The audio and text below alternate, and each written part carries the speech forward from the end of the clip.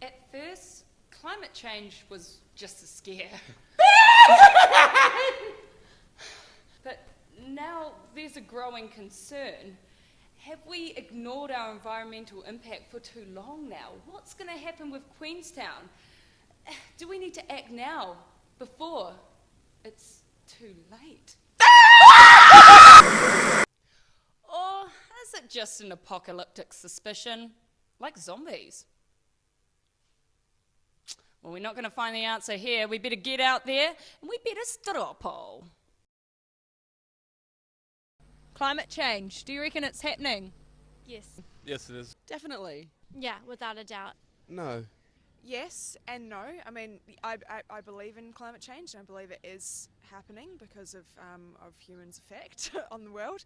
But I also think the Earth goes in cycles generally, so it could be a little bit of a mix. It's hard to deny that climate change isn't happening. It's definitely, the science is recognised throughout the world, and we now have international law recognising climate change. The science around climate is irrefutable by a long shot. I think that's just an old discussion that people keep bringing back. I think it's clearly obvious we have an impact on our environment. No, I don't think we're having too much of effect, no. How do you reckon it's going to affect Queenstown?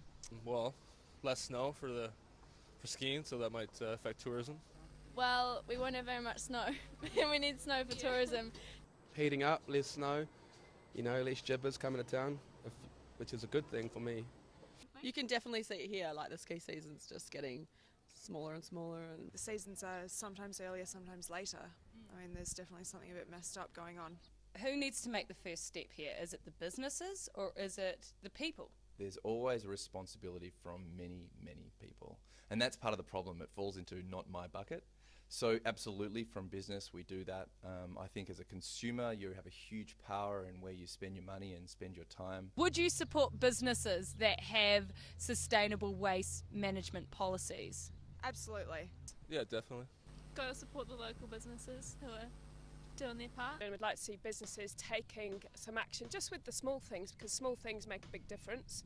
And that's something that we've been really working on for our Eco Fair, which is this Sunday, the 30th of October. I mean, if we can make a little tiny change, by, taking 4, 5, 10 cars off the road every morning and every evening, when people goes back to their homes, it will definitely help. What initiatives you guys are putting into place for your zero waste policy?